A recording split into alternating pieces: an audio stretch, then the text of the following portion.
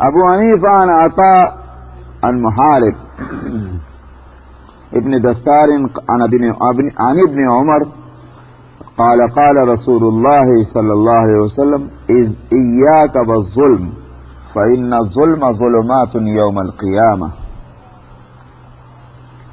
ابو حنیفہ عطاء ابن صائب سے اور وہ محارب ابن دستار سے اور وہ عبداللہ ابن عمر رضی اللہ عنہما سے روایت کرتے ہیں. یہ روایت اس کو بخاری و مسلم نے بھی لیا ہے. انہوں نے کہا عبداللہ ابن عمر نے کہ رسول اللہ صلی اللہ علیہ وسلم نے فرمایا بچو ظلم سے، کیونکہ ظلم قیامت کے دن کی اندھیریاں ہیں. ظلم ہی سے ظلم بھی بنا ہے. ظلم اس کی جمع ہے ظلمتن کی. ظلمتن اندھیری کو کہتے ہیں. تو دیکھیے روٹ ورڈ ایک ہے، زوئے لام اور میم. جب ظلم کہیں گے تو اس کا مطلب کیا ہوا؟ کسی کا حق جو ہے وہ ضائع کرنا، یہ ہے ظلم. تو آگے اس سے ظلمتن اندھیری کو کہتے ہیں. اندھیری تو مصیبت ہے، دوسرے کے واسطے نہیں بلکہ خود اپنے واسطے. اندھیرا ہو تو پھر آدمی نہ چل سکتا ہے، نہ دیکھ سکتا ہے، نہ کسی مصیبت سے بچ سکتا ہے، نہ کسی راحت سے فائدہ اٹھا سکتا ہے. اندھیرا تو سب سے بڑی مصیبت. قیامت میں اندھیری ہوگی ان لوگوں کے حق میں، ان لوگوں کے لیے کہ جنہوں نے دنیا پر ظلم کیا ہے. اس واسطے ظلم کرنے سے بچنا چاہیے. اب جن چیزوں کو شریعت نے ظلم کیا ہے، وہ ظلم کہاں ہے قرار دیا ہے، وہ سب کے سب ظلم ہوں گے. ظلم جو ہے عام ہے شریعت میں. ظلم انسان کا انسان پر، ظلم انسان کا اپنی جان پر، ظلم انسان کا اللہ کی دوسری مخلوقات پر، اور ظلم خود انسان کا اللہ پر. یہ سارے ظلم ہیں، کیونکہ ظلم کے معنی یہ ہیں کسی کا حق جو ہے وہ اس کو نہ دینا، کسی کے حق میں زیادتی کرنا. حق بھی ہمارے اوپر چار آتے ہیں ہر انسان پر. ایک حق ہے انسان پر اللہ کا. جب اللہ کا حق ادا نہیں ہوگا ظلم ہوگا. نبی کریم صلی اللہ علیہ وسلم سب کہیں جا رہے تھے اور ایک حدیث میں اس میں وضاحت ہے کہ آپ گدھے پر سوار تھے اور آپ تشریف لے جا رہے تھے، اور آپ کے ساتھ آپ کے پیچھے حضرت معاذ رضی اللہ عنہ. تو انہی کی روایت بھی ہے کنت ردف النبی صلی اللہ علیہ وسلم، میں نبی کریم صلی اللہ علیہ وسلم کی سواری میں پیچھے بیٹھا ہوا تھا. آپ نے مجھے پکارا یا معاذ، میں نے عرض کیا کہ لبیک حاضر ہوں. آپ نے پھر پکارا یا معاذ، عرض کیا لبیک.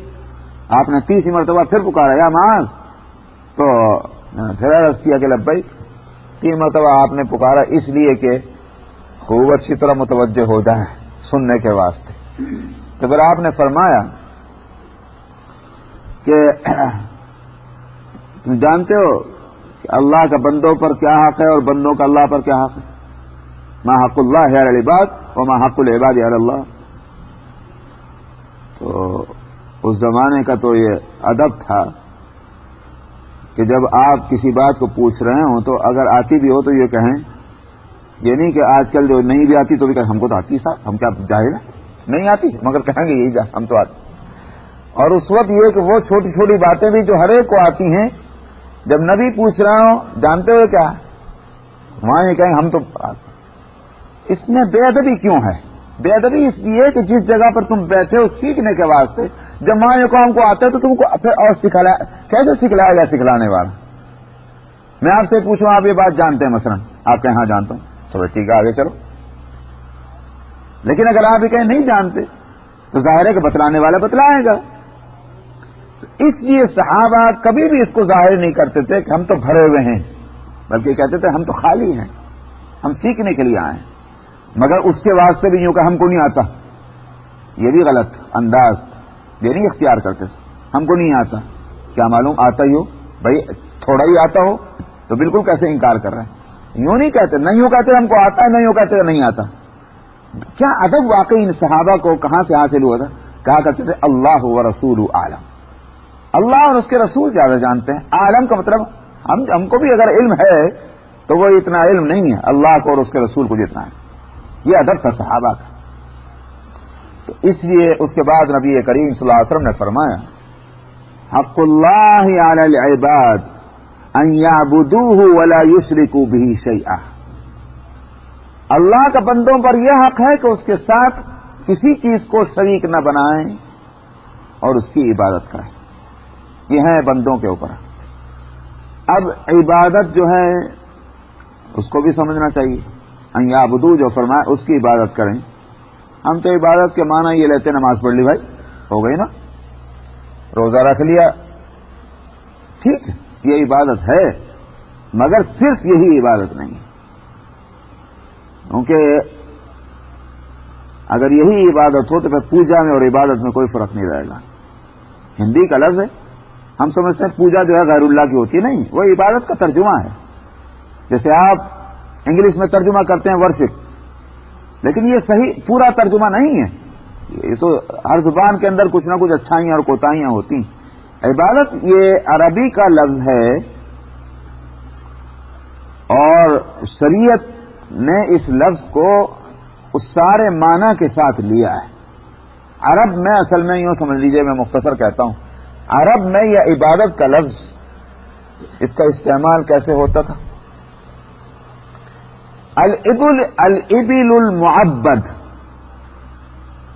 معبد یہ آبجیکٹ ہے، یہ جس کو عابد کہیں گے، یہ فاعل ہے، ناؤن ہے، اس کا آبجیکٹ بنے گا معبد، یعنی جو عبادت سے بنا. الابل المعبد اس اونٹ کو کہتے تھے جو ہر ایک کو اپنی سواری دے دے، کسی کو پریشان نہ کرے، بس ہر ایک کے لیے حاضر ہے. کوئی بھی بیٹھ جاؤ، بچہ بیٹھ جاؤ، بوڑھا بیٹھ جاؤ، اجنبی بیٹھ جاؤ، اس کا مالک بیٹھ جاؤ. بعض جانور ایسے جانور کہتے بھائی یہ تو بڑا شریف جانور ہے، فکر مت کرو، بیٹھ جاؤ آرام سے. ایسے اونٹ کو الابل المعبد کہا جاتا تھا، یعنی ہر ایک کے سامنے اپنی گردن جھکا دی، حاضر ہے خدمت کرنے کے بعد. عبادت سے یہ لفظ بنا تھا معبد. اب سمجھ میں آئی بات، عبادت کے معنی کیا ہوئے. اسی لیے عبادت کے معنی اطاعت کے ہیں، فرما برداری کے ہیں. سمجھا؟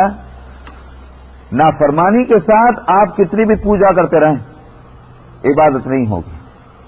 اسی واسطے میں نے کتنی مرتبہ کہا کہ نماز کو ہم عبادت کہتے ہیں، مگر وہ نماز عبادت کب بنے گی؟ جب ان کے حکم کے مطابق ہوگی. حکم کے خلاف آپ کتنے خشوع کے ساتھ نماز پڑھ لیں، عبادت نہیں بنے گی. جس وقت سورج نکل رہا ہے آپ نماز پڑھیں، ہو جائے گی نماز؟ کوئی عبادت ہو نہیں ہوگی. اسی طرح عید کے دن روزہ رکھ لیجئے، عبادت ہوگی نہیں ہوگی. کیوں؟ اس لیے کہ حکم کے خلاف. اصل جو ہے وہ اطاعت ہے، اسی کا نام عبادت. اسی واسطے قرآن شریف میں حضرت ابراہیم علیہ السلام کے قصے میں ہے، ابراہیم علیہ السلام نے ابا جان کو نصیحت کرتے ہوئے کہا یا ابتی لا تعبد الشیطان، ابا جان شیطان کی عبادت مت کیجیے. اگر وہی مراد ہوتی پوجا تو شیطان کی پوجا کون کرتا ہے؟ وہاں اس کے سوا کوئی صورت نہیں، اطاعت مراد ہے کہ آپ شیطان کا کہنا مت مانیں، اس کو فالو مت کریں. تو ورشپ اینڈ فالو یہ دونوں جو معنی ہیں یہ سب کے سب مل کر کے ایک لفظ ایک عبادت بنتا ہے. تو یہ جو اللہ کا بندوں پر حق کے معنی کیا ہے کہ اس کی عبادت کریں، عبادت میں وہ اطاعت بھی آ جائے گی. تو اس کی اطاعت کریں اللہ کی، اور اس کے ساتھ شریک نہ بنائیں کسی کو. یہ ہے اللہ کا حق. ظاہر ہے کہ جب اللہ کا یہ حق ادا نہیں ہوگا تو یہ ظلم کہلائے گا. اسی بات سے کہا گیا ان الشرک لظلم عظیم، شرک جو ہے وہ بڑا ظلم ہے. کس کے حق میں ظلم ہوگا؟ ظاہر ہے کہ اللہ کے حق میں. اللہ کا حق یہ تھا کہ اللہ کو ایک مانا جائے، اور وہ جو کام ہم اللہ کے لیے ہم کو کرنے چاہیے وہ ہم دوسرے کے لیے بالکل نہ کریں، ورنہ تو ظلم ہے. تو یہ جب حق اللہ کا ہے اس میں بھی یہی ہوگا کہ ہماری طرف سے ظلم نہ ہو. ہمارا حق ہمارے اوپر ہے، اس میں بھی ہم ظلم نہ کریں. کیا مطلب ہمارے اوپر ہمارا حق ہے؟ اللہ نے ہم کو جو وجود بخشا ہے، ہم کو صحت تندرستی دی ہے، ہم کو طاقت انرجی دی ہے، ہم کو ہاتھ اور پاؤں دیے ہیں، ہم کو آنکھ اور کان دیے ہیں، کیوں دیے؟ ویسے ہی تھا کہ صاحب کہہ دیا ہمارے ویئر ہاؤس میں بہت سارا پڑا، لے جاؤ اٹھا کر، ایسے کوئی مسئلہ؟ اللہ سبحانہ و تعالیٰ نے یہ نعمتیں دی اور یہ نعمتیں بڑی قیمتی ہیں.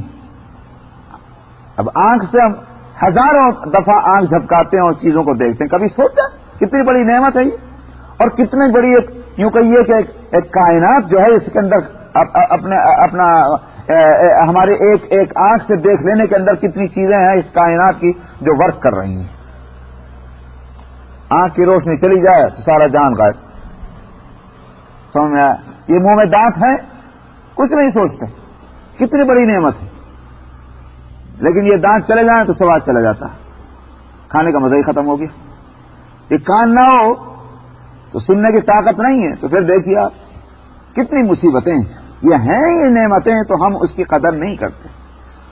یہ اللہ سبحانہ و تعالیٰ نے ایسے ہی نہیں دے دیا تھا کہ کان دے دیے گانے سنتے رہو، جب قرآن شریف کی آواز آئے تو پھر بھاگ جاؤ وہاں سے. اس لیے دیا تھا کان.